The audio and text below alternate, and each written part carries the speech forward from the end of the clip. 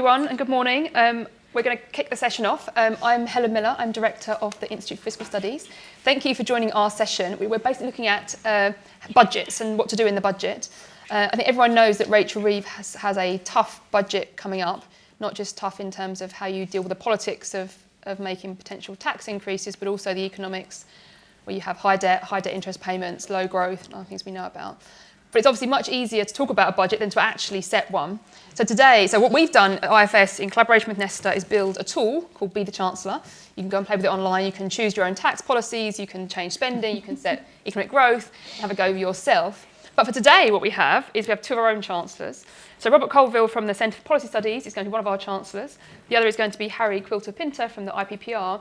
They're going to give us their budgets. I should probably say that we're not going to hold them to them as official positions, but they're going to share some budgets with us. And then Heather Stewart, who is economics editor at The Guardian, Tim Leunig, who is chief economist here at Nesta, and I will give some responses to those budgets, and then we'll open it up for you guys for questions. So with that, since we've got a tight session, Robert, let's kick off with your budget.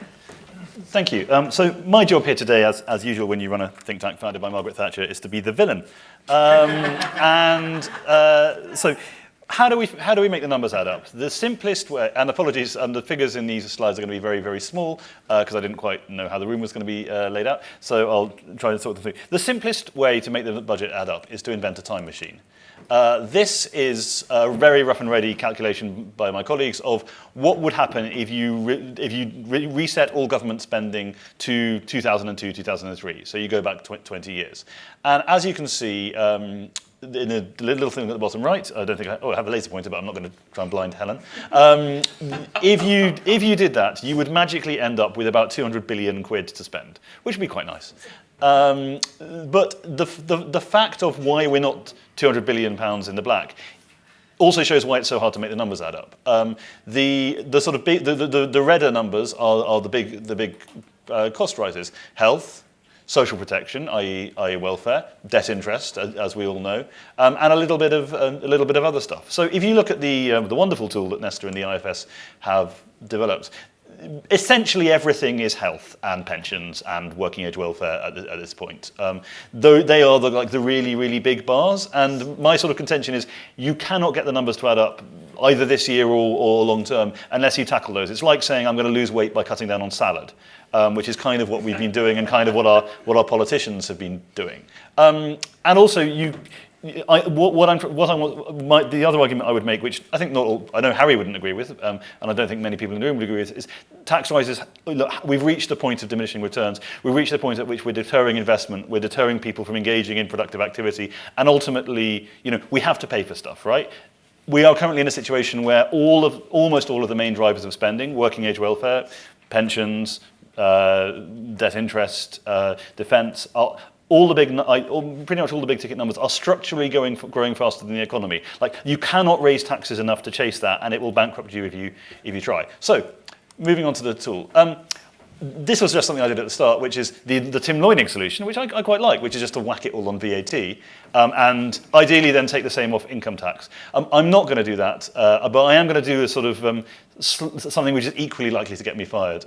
Because on this one, basically, my sort of policy wonk colleagues keep on telling me that broadening the base of VAT would be the most economically rational way to raise more money in the UK. And I then say, yes, and are you going to be the person who stands up in the House of Commons and says, VAT on children's clothes, hooray! No, you're not. Yeah, Tim would say a great many things which would get him fired on the first day, and alas. A few quick things on tax. I am going to raise fuel duty. Fired first day. I am going to abolish stamp duty, or rather, there wasn't a slider for this, but abolish it on a whole range of properties and lower it for others, because it's a really, really bad tax. I am unwinding pretty much all of the stuff Rachel Reeves did in the budget, the taxes on business disposal. There's a lot of other things I'd like to do around corporation tax, inheritance tax and stuff, but I will save those for my sort of Lawsonian triumphant third year. Once I've engineered the boom, then I will cash in on the proceeds, / try and bribe the electorate just before the election. Now, alert readers will have spotted that, and I'm not going to put any taxes on wealth because I think they're a stupid idea. alert audience members would have spotted that I have taken a bad situation and made it worse. I was trying for 22 billion just to get a kind of Rachel Reeves tribute in there, but we are left with 26 billion in the black. So what am I going to do? The approach taken under the Conservatives under austerity was just to salami slice everything, sort of universal austerity, but protecting certain services. I don't think that works. In fact, on my plans, I'm increasing the local government budget because I think social care is in a real mess. I'm putting up the courts budget because we need to fix courts. You'd probably put up defence by even more as well. But I am saying that we do need to tackle the NHS and welfare. So this is what would happen if we move the slider on the NHS not to zero, if we moved it back to the average rate of increase seen in the 2010s, 1.8% from 3.2%, I think it is. And that's really controversial and really hard. Next slide. Welfare. Again, I couldn't do kind of exactly the things I would actually do in the thing, but this is working age welfare and pension age welfare. This is where the big spending increases are coming, and this is where we have to get real. And I am absolutely getting fired for this. We cannot just go on spending more money every single year, especially because the welfare system is now actively encouraging people into dependency and out of work, which is a horrible situation to be in. I think I'm going to get ripped apart for this, but I genuinely think this is a conversation we need to have as a country because we are just living in fantasy land, and we have just been living in fantasy land. And all of these measures still leave me about 2 billion short of the headroom target that Rachel Reeves has set. So I have one final policy for you. I've got 8 billion, 2 billion pounds short. One final policy: abolish the triple lock. Yeah. Yep. Thank you. Harry, your turn to be Chancellor. See if your tenure lasts longer than 4 minutes. I think Tim and I are competing to see who would get fired first. I've actually done this exercise once before because I went to a school that was quite close to where Michael Heseltine used to live, and they got him in when we were in sixth form to be the Prime Minister, which is a little bit sad because he never quite made it. And I was the Chancellor, and I did my little speech or whatever, and I met him about a few years ago, years and years later, and he remembered there, but he didn't remember me, and he said there was some awful left-wing chancellor who just was dreadful, and I didn't have the heart to tell him that was in fact me. Hopefully you won't all think I'm an awful left-wing chancellor, or probably Robert will, but no one else. So just to doubly caveat, this is not IPPR's formal position. I'm mainly talking to Heather here, as the only journalist in the room that's likely to report this. But this is to kind of elucidate some of the challenges that Rachel Reeves is going to face. Sorry, that was mine. That's fine. So I think it's first worth saying that the context is really difficult. The tool implies, as you noted on email, that we start in balance. We don't start in balance because there's likely to be a productivity downgrade. There's likely to be a downgrade due to immigration, Labour's immigration policy, and obviously there's been some U-turns. So we start in a position where actually the Chancellor's probably going to have to raise revenue just to keep on her current trajectory. And I should say we both fiddled with the sliders to make that. Yeah, correct. To make that true. So yeah, it would have been a lot easier if I didn't do that, but there we go. The gap then gets bigger if she wants to do anything in addition to that. And what I've suggested she does as a minimum is to maintain public investment levels, crucial to growth. We still have one of the lowest levels of investment in the G7. That has to be corrected in this parliament if we want growth. I've also added in scrapping the two-child limit. Our polling shows that if Labour does not tackle child poverty, they will be punished. And I think just from a kind of moral point of view, that's the right thing to be doing. I'm sure they won't do that, but let's see. And the other big spending choice that I've made, slightly different to Robert's, is I think she absolutely has to prioritise creating headroom. The average headroom historically has been more than double what she's currently operating with. And that lack of headroom, obviously the most obvious problem is that it means any change in the fiscal environment or the growth environment, and she has to do this dance that we're currently in of like, where's she going to find taxes or spending cuts? But more than that, politically, I think there are a bunch of policies that Labour are doing which are actually really popular, would help to tackle the kind of distrust in the government, distrust in mainstream politics shift towards populism, things like renters' rights reform, workers' rights reform, that they are not talking about because they're scared of the impact on both business sentiment and also the bond markets. And so I would be trying to create quite a lot of fiscal headroom to allow them to lean into some of that really good in my view, economic policy that they are kind of shying away from talking about. So that is a really crucial shift, and I would put that ahead of putting more money into public services, actually. That's how important I think that is. That still leaves a substantial fiscal gap to fill, even though that's not an incredibly generous set of spending promises. We are, I don't think there is more room at the moment to change fiscal rules. We're already, the bond markets are very wobbly. We're already paying very high levels of debt interest. That's not what I would do. I don't disagree with Robert that there are big reforming challenges that we as a country need to deal with. And I agree that they are probably in welfare and in health particularly. I think the mistake that governments continually make is penciling in those cuts up front, and then that drives bad reform rather than good reform. So I am not penciling in lots of cuts that I'm imagining are going to be productivity. I do think the government should do that. I do think over the longer term there are productivity savings. I think if you do what you've done, what you end up doing is cutting good bits of the body, not the bits we're trying to reform. And so that means in the short run you have a problem, which is basically you have to find tax revenue.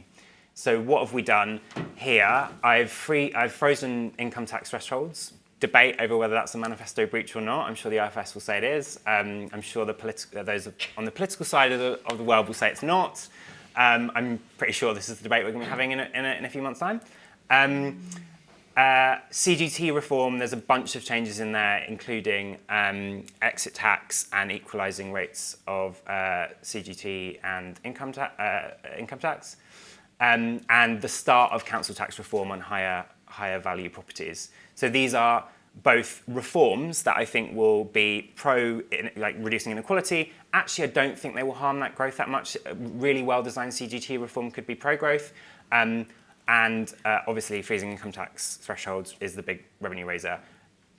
And what that means is the left-hand scenario is in a kind of magical world where there's no downgrade. So I think we basically ignore that. Even in a world where there's a downgrade, what this does is double the headroom for the Chancellor and allows a lot more wiggle room in the future. It does also see, we don't have a chart of this, it does see debt slightly falling, but it's minuscule.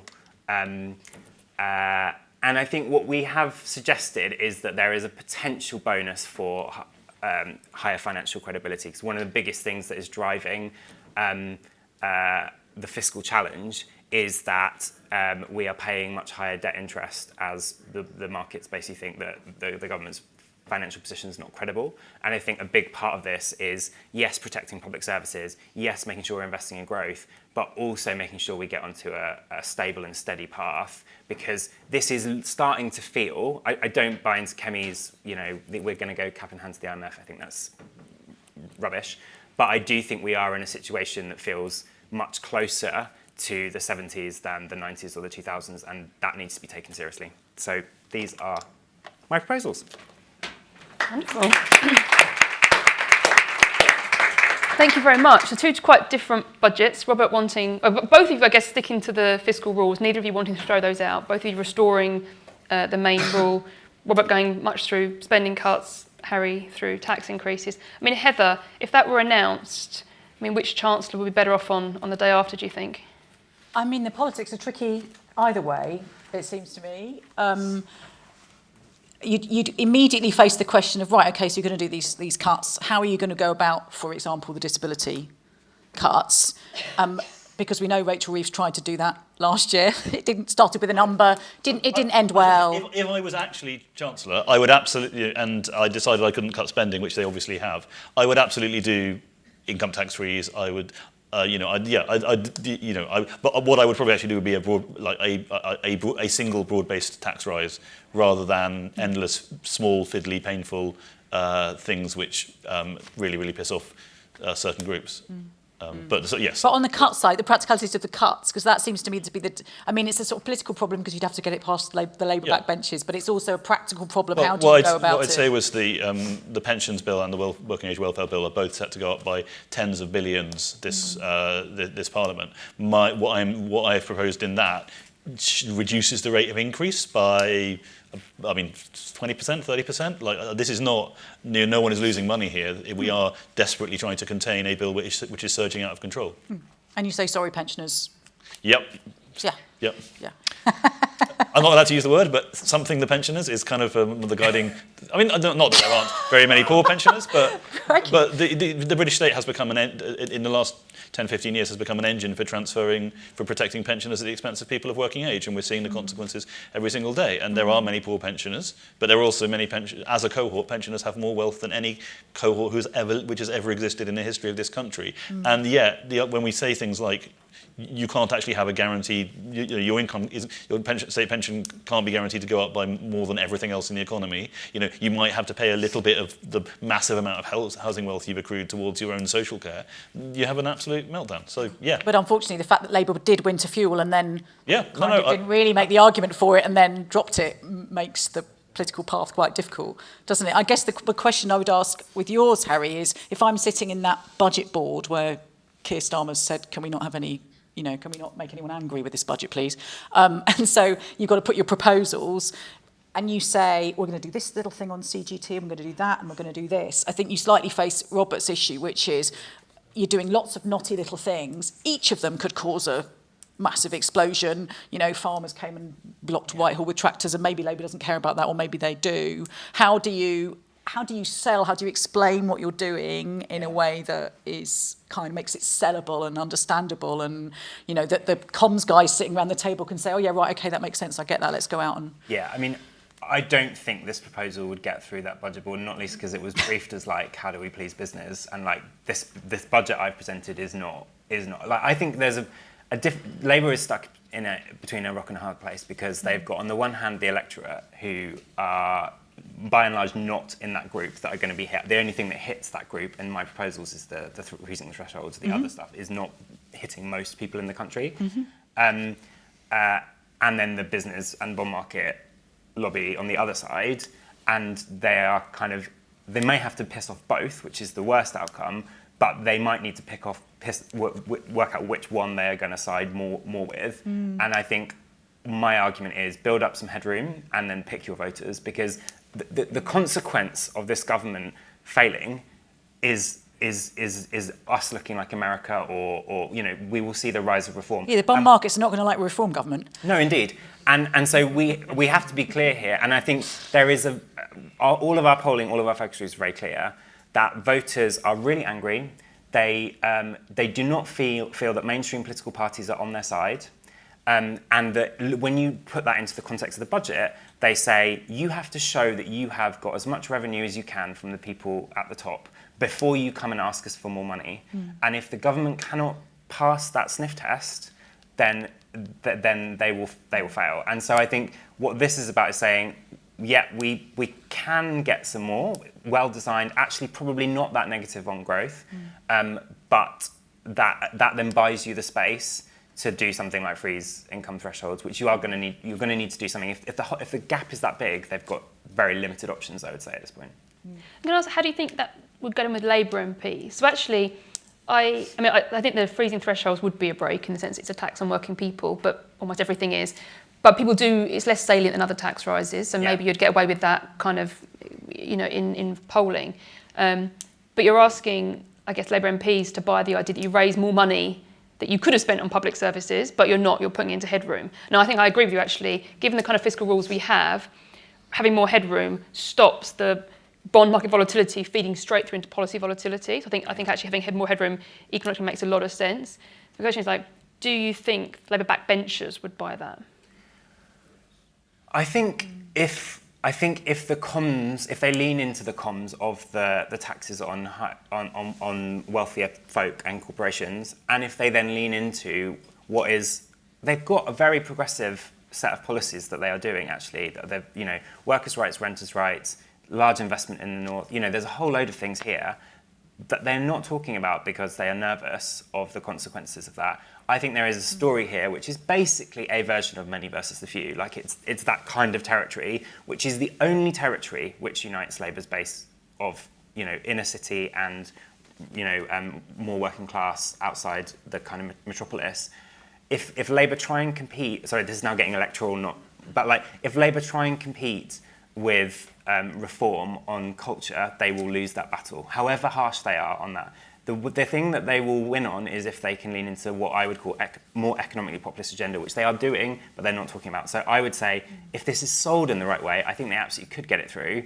But will they be able to? Do they have the room? Do they feel they have the room to do that, given that they are also worried about that business sentiment and the bond markets? It's a better moment to do building up the headroom than a pre-spending review would have been, isn't it? Because if you've got £20 billion worth of headroom sitting there, then all your cabinet ministers are saying, hang on a minute, you're telling me I've got to, I've got to free spending in real terms, and you've got 20 billion quid sitting there, can I not have some of that? So, I mean, that's a sort of party management, government management issue. But they're seriously pissed off about the headroom issue. Like they know the reason why we've had this merry-go-round is because we didn't do this in the first place. So I think sorry, everybody. No, I was going to say, I do agree on the headroom issue, and this is one of the things that people in the markets are saying, that, just like if you're going to raise taxes, just get big money from a big tax and put this issue to bed. The problem I have, which I don't think Harry's budget is insane at all. I mean, I think for a Labour government, it kind of does have a lot of logic. The problem is we're going to be here again next year. Because one of the things no one's really noticed, I mean, obviously the IFS noticed, we've noticed, but not many people have noticed, is that the Rachel Reeves' spending plans are essentially fictional. Because they front-loaded, they sort of tried to square the circle of how you spend more money while still having fiscal discipline by saying we're going to spend all the money, extra money in the first couple of years, and then in the third, fourth, and fifth year, the taps are going to come off. Not the first government to have done that. No, absolutely. It's an old trick, but it's an old trick. But I think a Tory government is more likely to. The third, fourth, and fifth year, we've got penciled in spending increases of roughly 1.5%, including the NHS.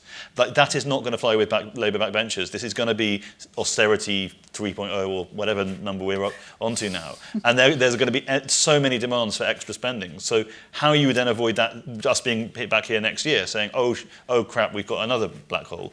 That's really, really hard. And I think that is why I'm saying we do need to address the fundamental drivers of rising spending, because if we don't, this is just going to, it's just going to be a little bit more tax, a little bit more tax, a little bit more tax, and then we're going to look around and find that.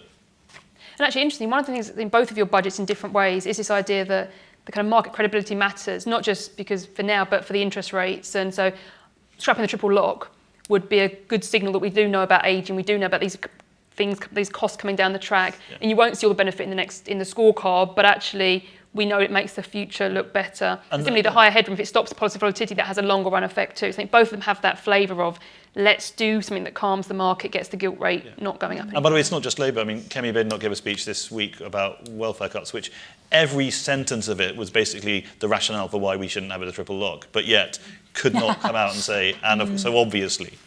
Yeah. What do you think, Tim? So I was a Treasury official for a while, and I've got to say, both of these people are more sensible than the political parties with whom they are associated.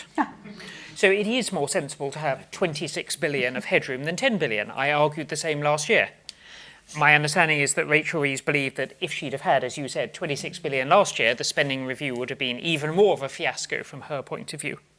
The other thing about a spending review, about a surplus, is you only need to create it once. You don't need to create 10 billion extra every year. You can spend that 10 billion sooner or later. So you aren't saying to Labour backbenchers, we're going to get this 10 billion and we're going to retire the debt with it. We're going to have it as a reserve, and if nothing bad happens, we can then spend it. Now, as Robert said, there are bad things coming along, pressures on the NHS, etc. But that headroom is not entirely a loss, particularly at this stage in a parliament. So if the backbenchers of the Labour Party can't understand that, then the Labour leadership are in real deep trouble because they have a party that is fundamentally illiterate. Robert is also much more sensible than Kemi Badenoch. As he said, he's just made the reference to the triple lock. And it is the job of opposition parties to do two things. The first is to oppose and to win credibility by opposing things that are sometimes sensible. That is a route back to power. But it's also a job of opposition parties to think, what is our long-term raison d'etre that has won us election after election? Nobody, well, apart from Robert, nobody loves the Conservative Party, but people do respect. It's kind of love-hate. Exactly. But what the Conservative Party wins on is respect, that sure, they'll make tough decisions and people will suffer, but at the end of the day, they have a sense of fiscal responsibility. And Kemi Badenoch is showing no signs of that whatsoever. So from a Treasury point of view, I think I can speak for my former colleagues, say we would rather work with either of these people than their parties in power, and that's a rather depressing thing to say. But both of these people accepted the basics of the fiscal arithmetic as set out for many years by the IFS and encapsulated in the Nesta IFSB, the Chancellor tool, and I hope that both of these people are influential with the sorts of politicians who trust them, because that would be good for Britain. Perhaps I'll say one thing about the budgets, and then I'll hand that over to the audience for questions. I was just thinking about what I would say if these had been announced. What would I say in the IFS briefing the day before? We'd have lots to say, obviously, but just on the tax things, I mean, the devil's in the detail often. So with Harry's budget, I'd absolutely be pouring through the detail of how that capital gains tax reform worked, and would be delighted if it, if there's a full reform that actually sorted out some of the tax-based issues, because I think. Yeah. That's something where I think actually we could all get behind, a capital gains tax system that worked better regardless of the raise. And similarly, I think with Roberts, you'd want to, even if you're cutting or raising taxes, doing it alongside making the tax system better, the structure of the system better, I think would be a real win. So I sort of hope that whatever Rachel Reeves does, she sort of resists the urge to just try and tweak a rate, because I think if you do that, you get all sorts of problems. So I like here that there is at least some flavour of we'll do something that's a bit more about the structure and not just... Can I just say, I mean, Helen, I think you had a diary clash in the end, but we had a sort of very interesting sort of coffee at the CPS with people from pretty much every think tank from left to right to talk about tax policy, and everyone was agreeing that no one's done tax reform, and there's a load of tax reform that we might argue about the level of it. But we're actually most people are most people would agree that council tax is a nonsense. Most people agree that stamp duty is damaging. That the VAT basis isn't broad enough. Why are income tax and NIC still separate? Talking about these things. Like the IFS did the Merley's report. 5% of that has been done. It's. Maybe, yeah. No, I think it's a good point. I think we seem to have chancellors who don't want to do tax reform. And I think that what they've really missed is that I think there's a lot of room for cross-party consensus, not on the tax rate levels. I mean, it could be Tories want to put them down, Lib want to put them up, but on the underlying structure. And I think until somebody is willing to tackle the underlying structure, which is absolutely not what Rachel Reeves did last year, then I think you'll have the same odd arguments about. Basically, reasonable people can disagree on whether they should go up or down because of the structural problem. Right, I'm conscious of time. Why don't we ask our lovely audience for we've got lots of questions. Look at this. Forest of hands. I think we've got a microphone, have we? So can we start with the lady in the third row, because it's the hand I saw first. You're a better audience than the last one in this room. They were more numerous, but they didn't ask as many questions. I'll take a little group of them so that we can try to get more in. Hi, I'm Kay. I just finished my MPA at UCL, but my background is in economics. I focus on health innovation, and I'm deeply aware of the sort of other kind of black hole that's coming if you look at the OBR, spending predictions. What I'm wondering is, you basically led into my question. Why is Rachel Reeves locking herself into basically an impossible situation? Instead of saying we're going to go for tax reform and doing that in a kind of populist way. So I'm sure you're familiar with Gary Stevenson from Gary's Economics. He's sort of saying we should do a wealth tax, but don't tinker, try and pitch this as sort of a meaningful reform. And I wonder if people would be more open to cuts in certain departments if it was paired with messaging about we're going to make this fair, we're going to make the tax system more fair, we're going to, go after big evaders. There must be a reason she's not doing this that I don't know of, but it seems messaging-wise that could sort of open the door for both of those. Mm-hmm. So great. I'll do a few more on this side, then I'll come to that side. Let's do Jill next, then I'll come to the front. We'll do 3, and then I'll do 3 on that side of the room. Actually, my question is going to be very similar, which is you all agree on the need for tax reform. We agree on the need for tax reform, but how do we create the political space in which Rachel Reeves dares to do some tax reform, given she's sort of running out of time for it to be yielding benefits after taking the political pain? Great, and then we come to the gentleman down here. Thank you. Well, it's a question. Sorry, it's a question to you, Helen, which is in your excellent report, which I'll wave again so people can see it and buy it or get it from Nesta. Tax and public finances, the fundamentals, brilliant. Which of the 10 reforms in there did you find missing from either of the two contributions? Okay, great. Who wants to start? Harry, do you want to have a bash at first at like why is Rachel Reeves not loving the idea of tax reform as much as I am? Because she's got an electorate and you don't. So, I mean, I agree with the premise of the question, which is you can make some of this more popular. It kind of comes to some of Jill's point. If you broadly, I think if you could win two arguments, which is one, this is fair, you're taxing the wealthiest first, and they're paying their fair share. And two, we are spending your money well, because people do not believe that the government is spending their money efficiently. And that's particularly acute at the moment because trust in this government is quite low, and trust in tax spending well is downstream of the views of this government. But it's also true across governments over the last 20 years.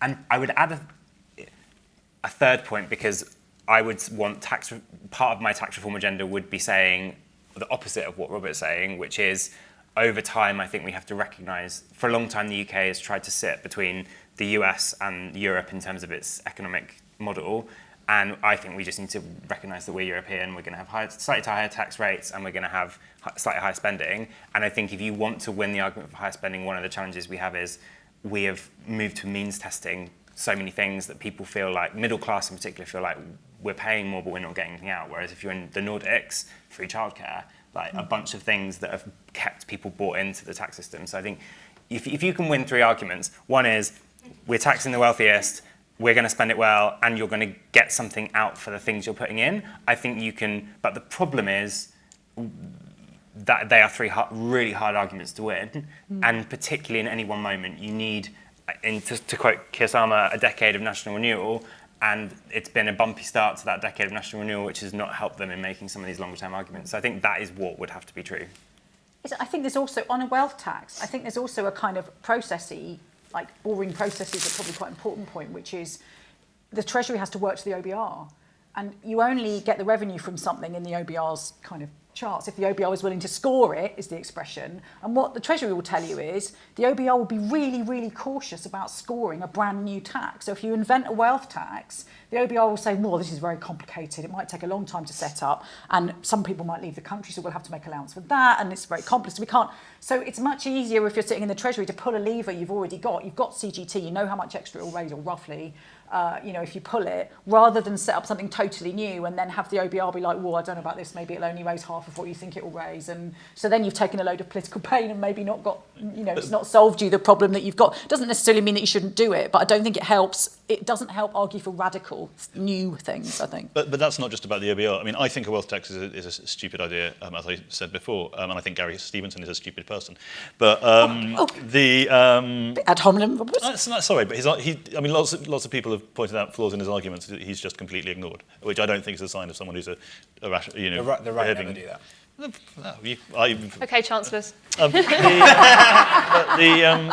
the point about the HMRC is very, very good at measuring flows. It's very good at measuring when you get your salary, when you sell something, when you buy something. It has no understanding, no knowledge, no monitoring of people's wealth. So what you're basically saying if you have a wealth tax is HMRC needs to develop a completely new parallel infrastructure to measure something completely different from everything that it's good at measuring. Which is why in '74, Labour was elected on the platform, on manifesto promising a wealth tax. And Dennis Healey said, we tried to make it work for 5 years and we could not find a way of making a wealth tax work. And that was a time when capital was much, much less mobile. So a wealth tax, the way of doing a wealth tax is to do a property tax. Property is the stuff you can see, it's the stuff that you can't put on a private jet, you can't hide it in a trust. Yeah.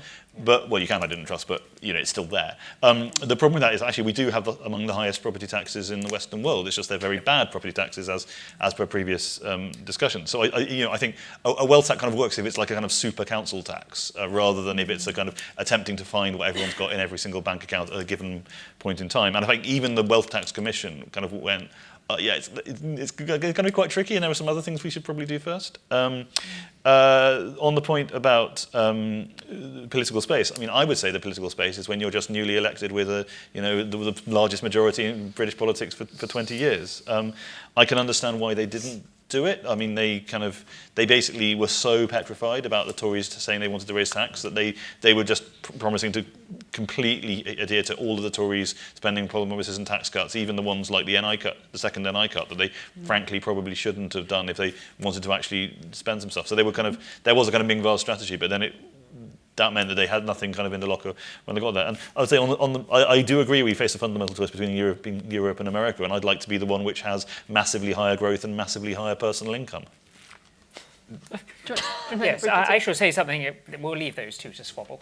By the way, I thought Helen demonstrated that she has small children at home in the way that she responded to these two at that point, who'd otherwise been very well behaved. Yeah. On wealth taxes, there are a couple of other things. It's true that a general wealth tax is a silly idea. It's not going to happen. It's not possible. And anybody who says that's their answer, I'm afraid, is living in a fantasy world.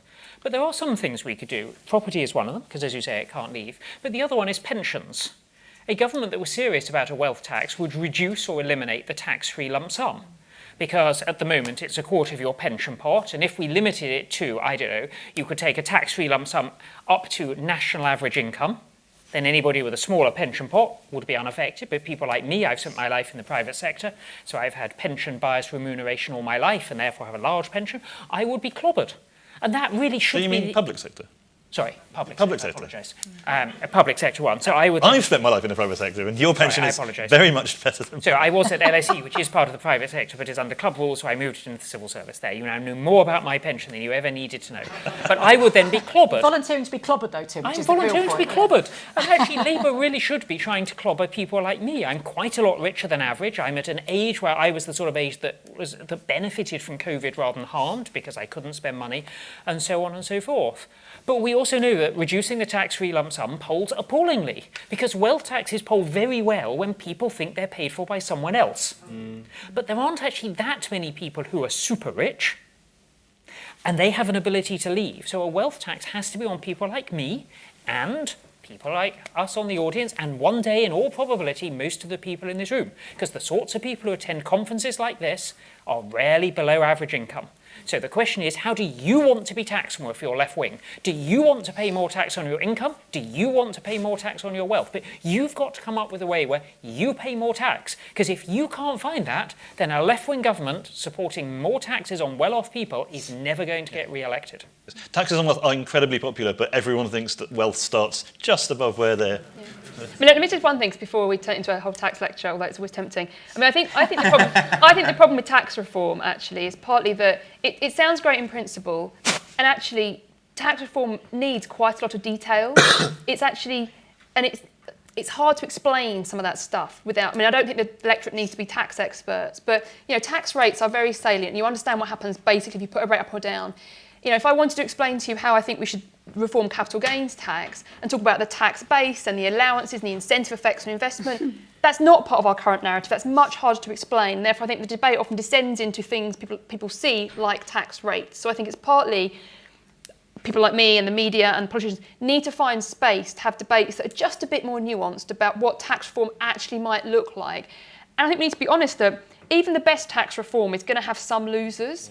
Yeah. It's going to have lots of winners. It could be good for society overall, but it's going to have some losers. And we should go into that clear-eyed and know that's going to happen, but make the case for why it's better for everybody, even if there's a group that win. I think that's partly that. And then to the question at the front, I've said lots of times before, you can pick any bit of the tax system and it's broken in lots of ways. I don't expect Rachel Reeves to even try to fix everything all at once, but you can at least try something, or at least don't make something worse. Would be a good. The bar is getting lower and lower. Yeah, no, but we started a little bit late, so let's do a very quick lightning round because I promised that side of the room some questions, and then is that okay with the panel? And then we'll wrap up. So let me do the lady down here, then the gentleman at the back. Thanks. I'm really not worried about being affected by wealth tax. I'm going to say this with as much neutrality as I can. Sorry, can you say who you are? Oh, sorry, I'm Judy. I work for Hackney Council, but my background is in silent film, so I'm really speaking where I shouldn't. But If I say this with as much neutrality as I can, just in terms of numbers, given the link between like poverty and stress and poor working conditions and stuff, if you cut disability benefits, aren't you just moving spending into health? Great, and then gentleman at the back.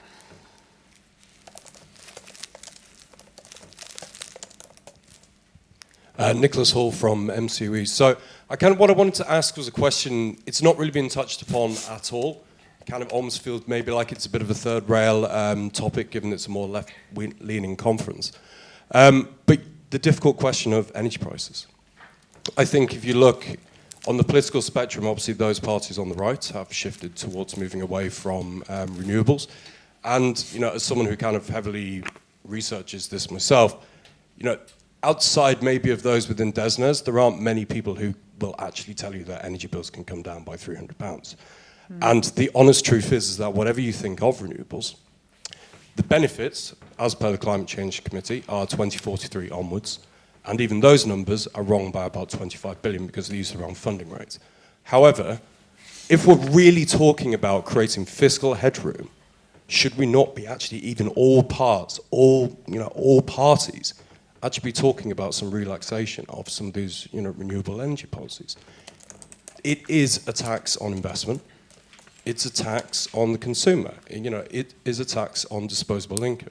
And because we have among the highest rates of energy prices, in the G7 and beyond, which is a huge function of the amount of subsidization and otherwise kind of fees that are being paid out to it.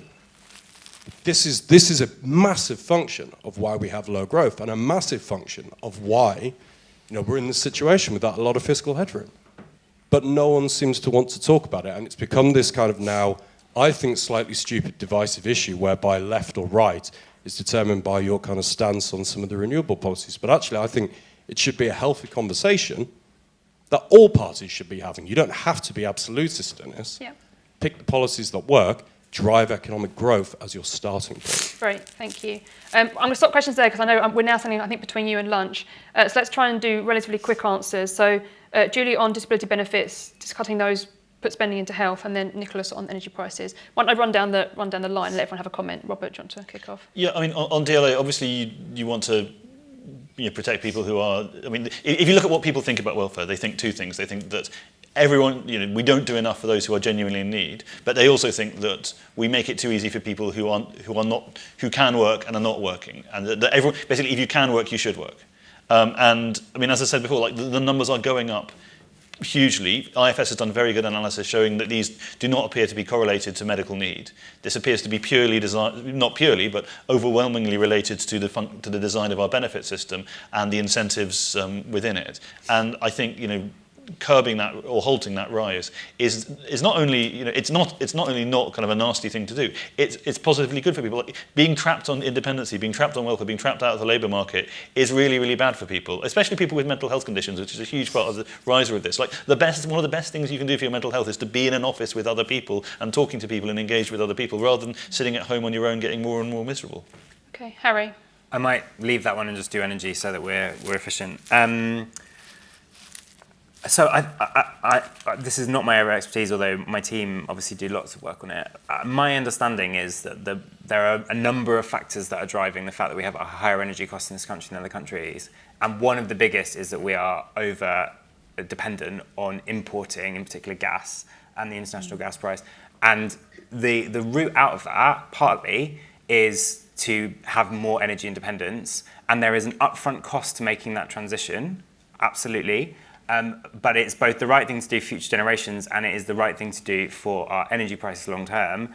The big question is who pays for that and how much of it is socialised and how much of it is put onto the individuals. And that is the debate we should be having, not like, let's scrap this net zero environmental agenda, which is the direction of travel globally. We are going to have to make this energy transition whether we like it or not. Heather.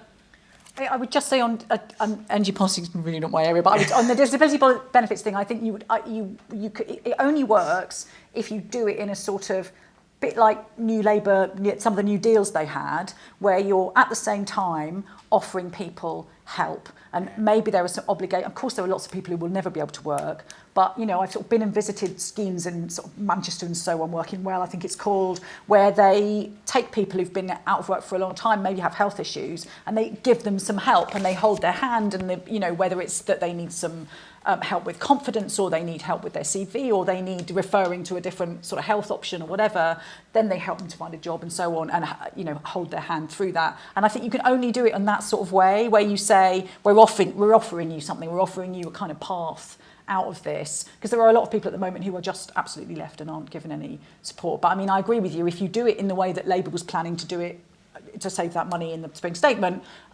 you just end up chucking people out, and yeah, they turn up probably somewhere else in the system. I agree with you. I think the energy problems are much worse than you think, but for a different reason. I'm an economic historian by background. I write about the Industrial Revolution. I was even paid to write about it once. Britain had the Industrial Revolution because we had the lowest cost energy in the world. We had coal that was very close to the surface and no one else did, hence the phrase coals to Newcastle. That's no longer true. The lowest cost source of energy worldwide is now solar in places where it's regularly sunny. And that's not Britain. And that has two implications. And also, solar is very well tied into air conditioning. So in hot countries, they have a surfeit of electricity at exactly the time they need electricity. There is no surfeit of cheap energy when it's cold and dark and wet. Wind will sometimes be there and it sometimes won't. But gas is now far more expensive than solar in places where it's sunny.